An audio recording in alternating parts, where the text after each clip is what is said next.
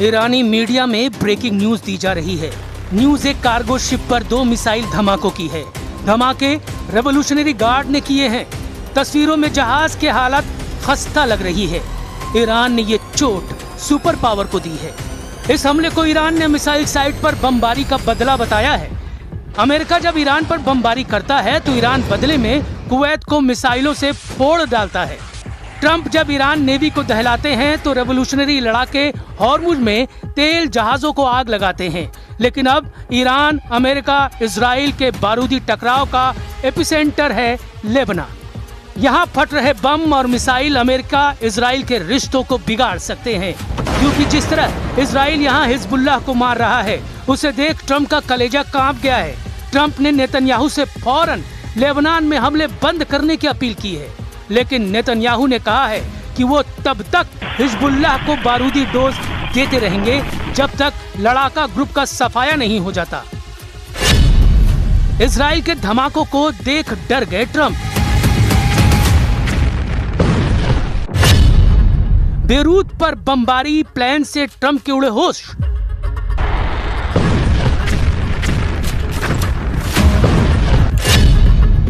Trump ने कहा, बीबी तुमसे सब नफरत करते हैं।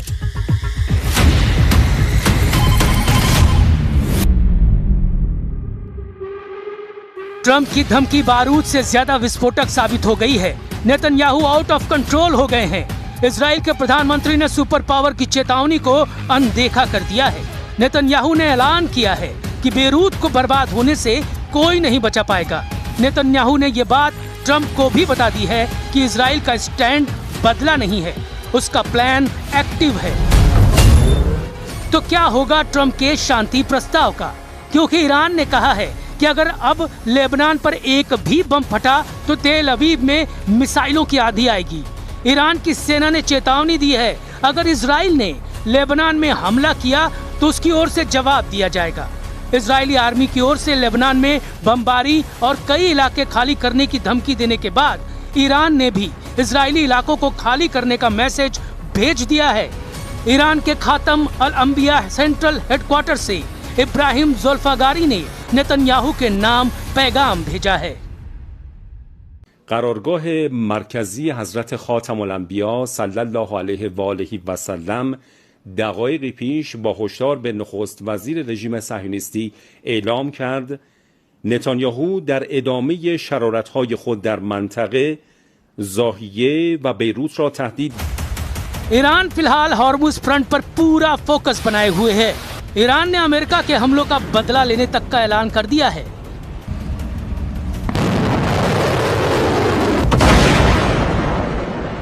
वही तेवर, वही तेजी, वही स्टाइल, धमाके दर धमाके, मिसाइलों के, रॉकेट के, फास्ट बोट का एक्शन, रेवोल्यूशनरी फाइटर्स का दबदबा। ईरान ने अमेरिकी गुरूर को फिर से तोड़ दिया। अब की बार ये बताकर मारा है कि ईरान की हद में जो आया उसका सफाया तय है। ईरानी मीडिया रिपोर्टों के मुताबिक रेवोल्यूशनरी लड़ाकों ने पनामा के झंडा लगे एक जहाज को क्रूज मिसाइल से धुआं कर दिया है। असल में यह कार्गो जहाज अमेरिकी कंपनी MSC सरिस्का V का है, जिसे ओमान के तट पर करीब ईरानी युद्धपोत पर हमले के बदले में ईरान ने मिसाइल से दहलाया है। इससे पहले 1 जून को अरब सागर से गुजर रहे एक कार्गो शिप पर मिसाइल से हमला हुआ, जिससे इराक के तट पर एक बड़ा विस्फोट हुआ। ये मिसाइल हमला इराक तट पर कसर से लगभग 40 समुद्री मील साउथ ईस्ट में हुआ था। समुद्री सुरक्षा एजेंसी ने बताया कि टक्कर के बाद एक जोरदार विस्फोट हुआ। यूके MTO ने मिसाइल हमले से प्रभावित जहाज की जानकारी साझा नहीं की है। इधर ईरान ने अमेरिका के साथ सभी तरह के संपर्क रोकने की बात कह दी है। ईरान की सरकारी मीडिया तस्नीम ने बताया कि axis of resistance Hormuz strait के बाद अब लाल सागर के एंट्री गेट पर मौजूद बाब अल मंडेब स्ट्रेट को भी बंद कर सकते हैं। हॉर्मुज स्ट्रेट के बंद होने से दुनिया के कई देश गंभीर तेल और गैस संकट में फंस गए हैं। लेकिन अब अगर बाब अल मंडेब को वास्तव में बंद किया जाता है तो इसके विनाशकारी परिणाम हो सकते हैं।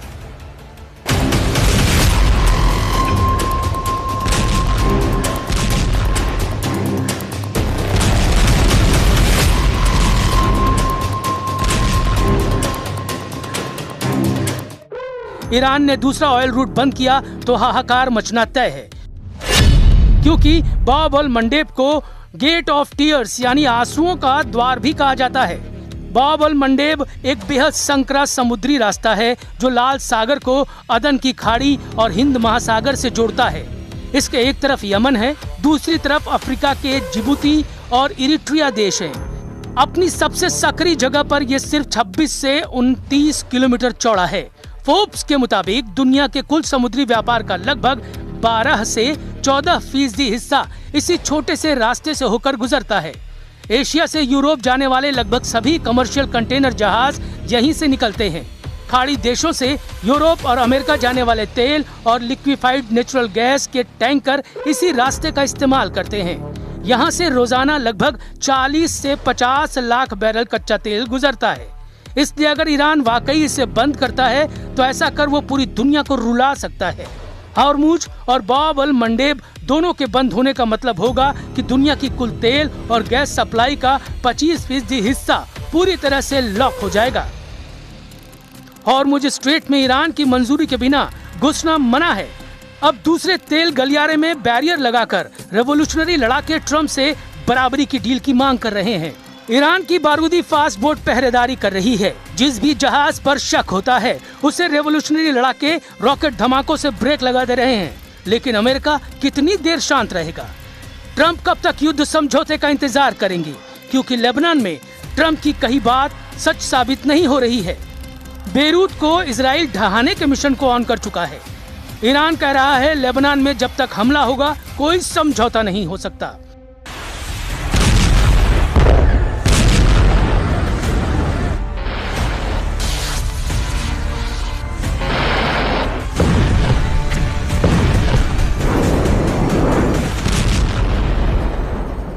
کردیم و کماکان تأکید داریم بر این نکته که آتش بس در لبنان بخش لاینفک هر گونه آتش بس و هر گونه توافق نهایی برای خاتمه جنگ هست.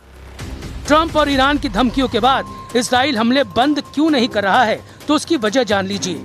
दक्षिणी लेबनान में हिजबुल्लाह लड़ाकों के ड्रोन हमले में इजरायली डिफेंस फोर्स का एक सैनिक मारा गया है और 3 सैनिक घायल हो गए हैं। ये हमला ब्यूफोर्ट किले के आसपास की रणनीतिक पहाड़ी पर कब्जा करने के एक दिन बाद हुआ है। मारे गए सैनिक की पहचान 20 साल के स्टाफ सार्जेंट एडम जारफती के तौर पर हुई है, जो इजराइल डिफेंस फोर्स की कमांडो ब्रिगेड की मैगलन यूनिट में तैनात थे।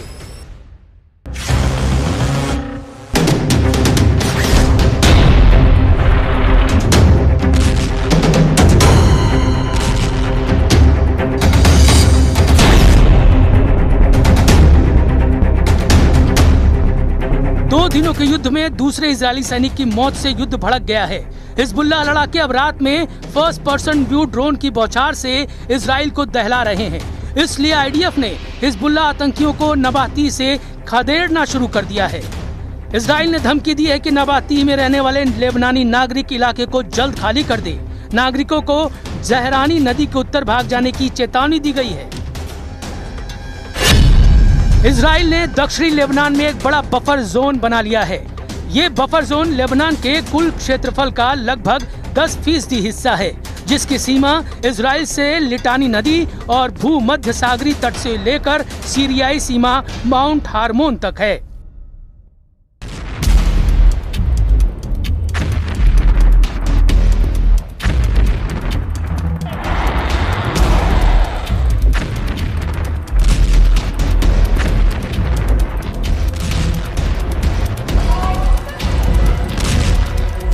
हालांकि हिजबुल्लाह के गढ़ कहे जाने वाले बेरूत में अब भी लड़ाका ग्रुप का कंट्रोल है।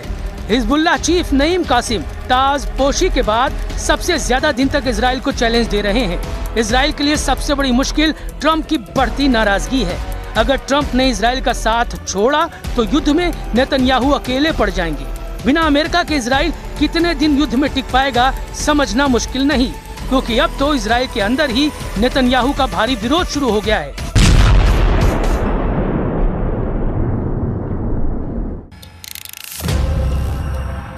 एक तरफ दक्षिण लेबनान में इजराइल नए नए किले फतह कर रहा है, दूसरी तरफ उन किलों पर कब्जा जमाए रखने के लिए नेतन्याहू के सामने सैनिकों का संकट खड़ा हो गया है। इजराइल के कंट्रोल वाले पश्चिमी यरूशलेम में कोहराम मचा हुआ है।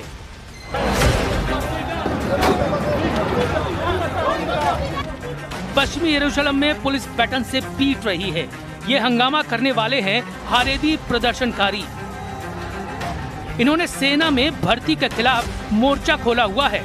हारेदी यहूदियों की रैली नेतन्याहू को बार बार चैलेंज कर रही है।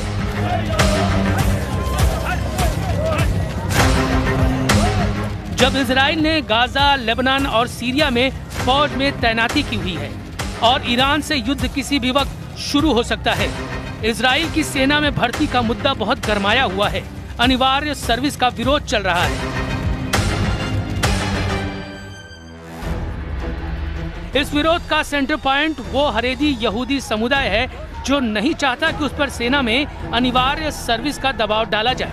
इसी डिमांड के साथ हजारों लोग यरूशलेम में इकट्ठा हुए।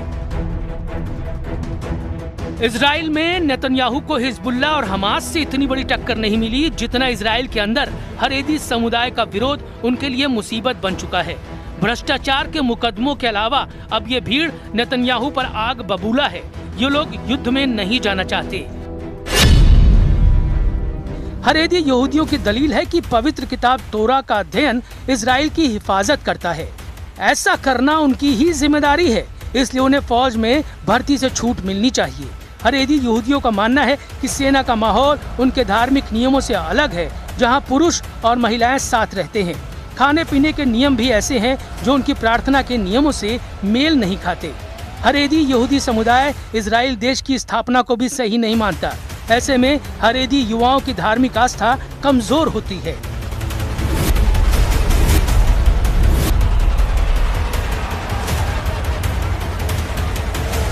अभी तक हारेदी यहूदी समुदाय को सेना में भर्ती से छूट रही है, लेकिन सुप्रीम कोर्ट के आदेश के बाद इसे खत्म किया गया है।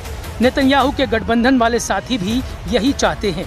ऐसे में नेतन्याहू सरकार से हारेदी समुदाय की टक्कर तेज होती जा रही है, लेकिन नेतन्याहू की दिलेरी से दुश्मन वाकिफ है। फाइटर लीडर कभी भी मुश्किलों से घबराते नहीं। दुश्मनों की भीड़ कितनी ही बड़ी क्यों न हो, इजराइल टकराने से बचता नहीं। इजराइल जमकर लड़ रहा है। फैसला ट्रंप को करना है कि वो साथ देंगे या नहीं, क्योंकि ये युद्ध इजराइल से ज्यादा उनकी साख का सवाल है।